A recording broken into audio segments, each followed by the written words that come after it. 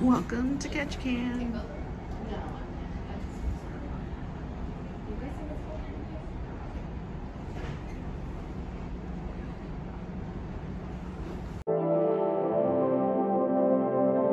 Yes, I'm ready. Heading for the train. Heading for the train.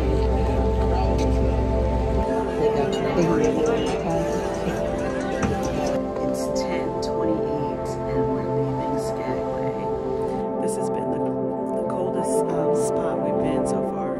Not sure what the temperature is, but definitely need the jacket. I had the hood on a couple seconds ago, so it is cold. Definitely. I think this will be the coldest, rainiest day we've had so far. Our day in Ketchikan.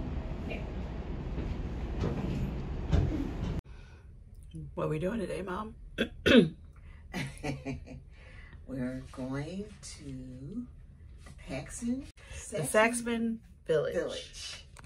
And we're going to see some of the locals perform a dance for us and give us a little tour of the village. And I think they have a little gift center. Of course. And I'm not sure. We probably just browse around town. Yep, that's the plan. That's the plan. We are in Ketchikan. If I didn't say that already, we're in Ketchikan today. And so far, it's looking like this is going to be the coldest, rainiest of all of the stops we've had so far. It looks pretty out the window. It's so cool seeing all the little buildings right along the port and houses too. So anyway, this should be a good day. Yeah. Sometimes we call the sky blue clouds because there's just, you only see the blue so only so much. This is normal. This is the normal sky. It's a very gray sky. Yeah, it rains here so much, and my mom says, she used to be a tour guide, she'd tell all the tourists, the way you can know what the weather's gonna be is if you can't see the mountain, if it's covered by clouds, it's raining, and if you can see the mountain, that means it's gonna rain. My name is Nyron, I am a Haida, and I'm a part of the Eagle Beaver Frog Clan. I'm gonna be your guys' main tour guide throughout your stay here in Saxman. So just a little rundown of what we're going to be doing. We're going to head up to the Beaver Clan House, where you guys are going to see some traditional dancing from the Cape Fox dancers. After that, we're going to head into the Totem Park, where I'll be explaining the meanings behind a lot of our totem poles. Then we'll be going into the Carving Center, where you guys will get a good look at how totem poles are made, the process behind them. Okay. So let's head up here to the Clan House. Trees.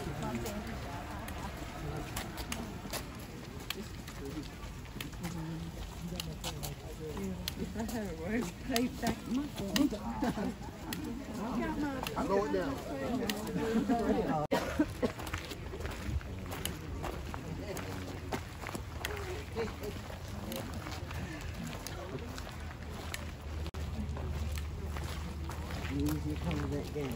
Yeah.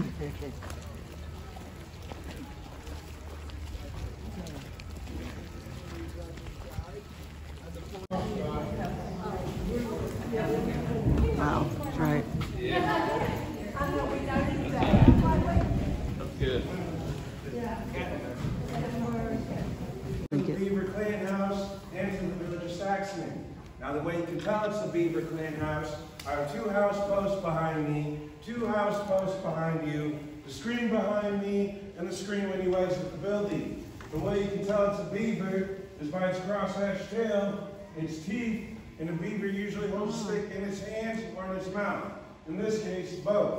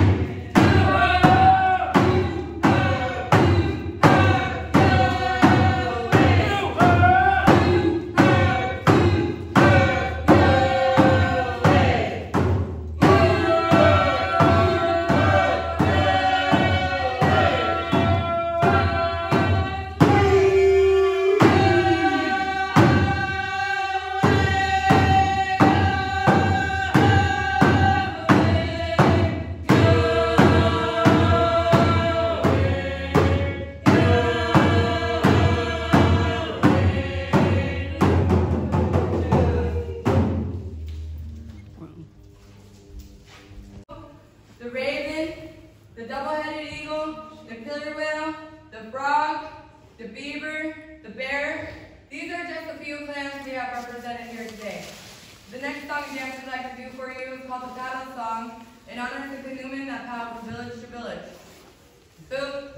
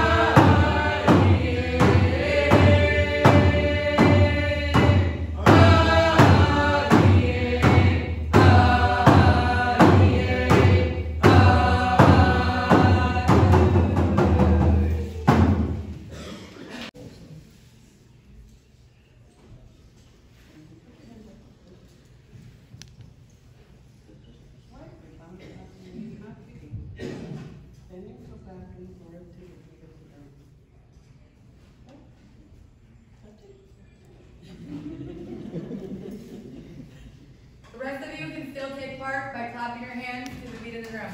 Go.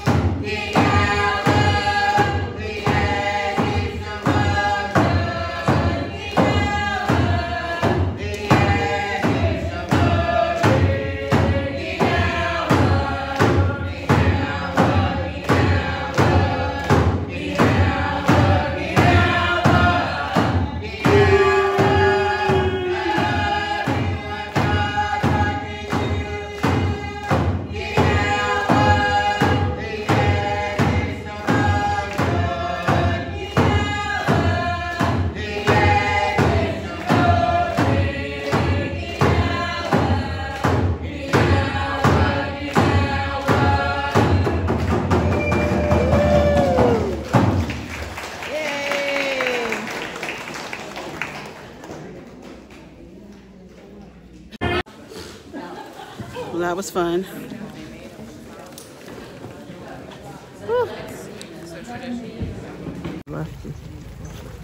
We just left the clan house where we saw the tribal dance. Now we're down in the totem pole area.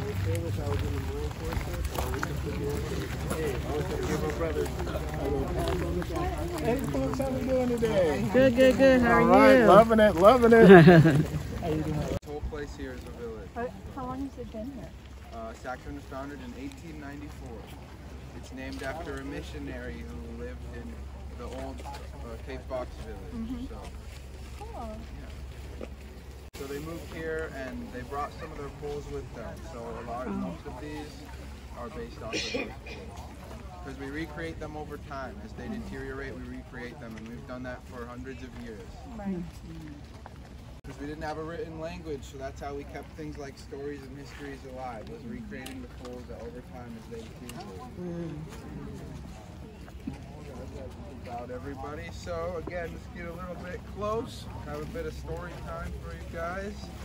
So, as I said before, there are many different kinds of totem poles. You saw a house post on our way up to the clan house there. And I'll be explaining what each kind of pole is as we go around. We're going to start on this end, go all the way around. So, we're going to start right here. The figure on top is an eagle, and that figure on the bottom is a beaver. Now, this is an example of another house post, but it also doubles as a memorial pole, which is one of our many kinds of poles. Now, the reason this can be identified as a house post was because it showed the clans that lived in the area. We have that main clan, the eagle on the top, with the sub-clan, the beaver on the bottom. Now, here in our area, we have two primary tribes, the Tlingit and the Haida, and beneath those tribes, they have the two primary clans of the Raven and the Eagle. Beneath those, they have about 30 odd sub-clans. And you could think of those sub-clans kind of like your family's last name. So that was how we did things like track lineage as well as keep bloodlines clean, because me being an eagle, if I were to marry, what I would do is I would marry into the Raven clan.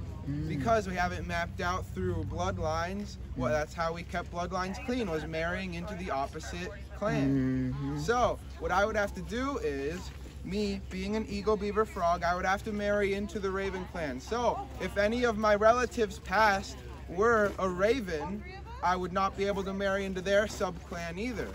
So say if I had to marry into the Raven clan, but I can't marry a Raven beaver because my great-great-great-grandmother was a Raven beaver. So that's kind of how we do things. So if I were to marry into a different culture, someone who is not Native American, what I would have to do is, you don't have to do this, but one of the things that we do very commonly is an adoption process. So what I would do is, I would ask someone of the Raven clan to adopt my wife. And then she would then be a part of the Raven clan. This is very important because our culture is very matrilineal. So you would always take after your mother's side. So if I had children, they would be whatever their mother's clan is, and so on and so forth, just as there was with their grandmothers and great-great-great-great-great-grandmothers. So that's how we do the clan system, and that's how we have kept our bloodlines clean for generations upon generations. So that's why our clan system is very important to us. It also identifies who we are, and if we join with others, you would wear that clan on your person like you saw with the dancers inside, and you could see who's who and who might be related to who and things like that. It's very important to us. Now, like I said, this pole also doubles as a memorial pole, and it is a part of a 3-pole set because it represents 3 brothers, 3 fishermen brothers. Now here is the largest brother. Across the street, you can see a very similar looking pole. That was the middle brother. And directly across from that one in the empty grassy area was that smallest brother. Unfortunately, that brother fell, and it actually fell right onto the village store. We unfortunately lost that pole, but the large blank log you guys may have seen out in the parking lot. Our master carver, Nathan Jackson, will be recreating that pole for us. So we will have all 3 of our memorials for those 3 lost brothers.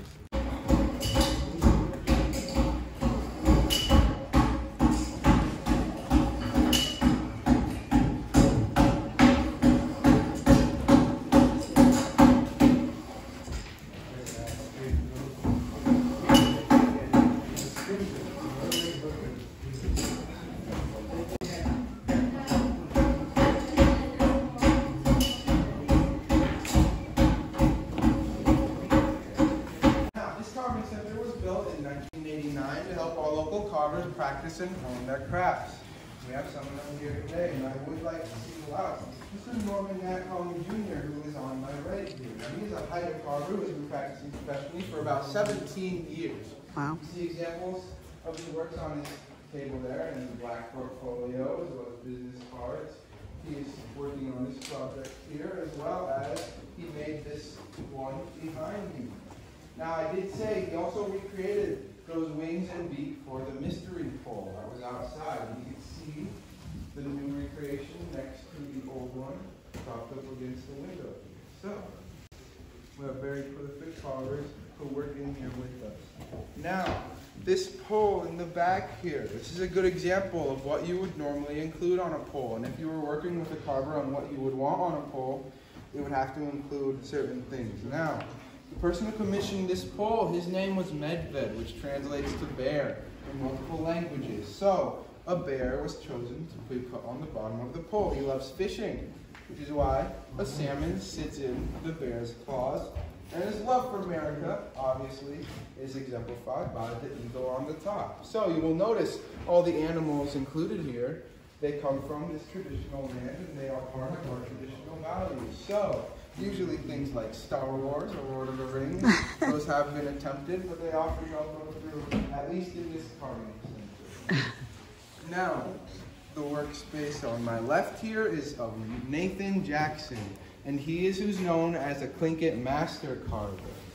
Now, his work currently is underneath this tarp here, and that is because as we work on our poles, what they would do is they would keep it wet. So no unnecessary damage or chipping or cracking or anything like that comes to the pole. That is why the large Blake log is being left outside, because it rains enough here that log is going to stay wet no matter what. So, and you'll notice it has much more of an axe-like handle. This is to get a good swing while you are working, because we use this to hollow out large things like the insides of our canoes as well as the backs of our totem poles. Now, you might be asking, why did we hollow out the backs of our totem poles? That's a good question. Well, the reason we did this was because these cedar trees are known to rot from the inside out. So that deterioration would start at the center of the tree. So we didn't usually carve all the way around anyways. Doing this process greatly elongates the lifespan of the tree, and it doesn't really infringe on the artistry that the carver puts into it. So it's a win-win. Now it also makes it a little bit lighter when you have to pick it up, but that's not what I was thinking too. Now, before we had access to the steels that we use, we believe we had access to steel just about as long as anyone else through trading. But before we had access to it, we would use things like a deer antler, whale bone, beaver teeth, but very commonly it would actually be jade from a deposit that's very not too far from Juneau, and you get a very green blade like this one here. Maybe a bit more stylish than some ones you might know now, but that's just me. Now, how do the tree of life? And it is known as the tree of life because we have many uses for it. And the first of those uses is for its bark. Now, how we would do this is, we would strip off only about 1/3 from the tree. This is because taking off any more of this could actually damage, harm, and kill the tree. And we want to preserve this for future generations. We call the bentwood box, and I call it interesting because it is only made of 3 pieces, those being the bottom, the lid, and the middle 4 sides. Now those middle 4 sides start off as just a flat board of yellow cedar like this here. Now how we would make this into a box is we would notch it in 3 places, and then it would be steam bent in on itself until the 2 ends meet. Now once those 2 ends meet, we connect them using some wooden dowels and traditionally some Alisa glue. Nowadays we find that Gorilla Glue works a little bit better, but I never told you guys that. So your finished product is going to look something just like this here, and if you look closely you can see where those 2 ends are connected here. Now this is all made of 1 piece of wood. And made well, this could be air and watertight, which makes it perfect for storing things like food as well as your most valued items. This process could also be used to make things like bentwood drums, which you can see one here, as well as another example of one with a design on the front in Nathan's work area. It was definitely cold and rainy. Yes. That's a good picture. That's a good picture. Okay, so Prohibition, if you guys didn't know, that's when alcohol was illegal in the U.S. So what they would do is they would brew the alcohol over on Pennock Island, which is one of the islands next.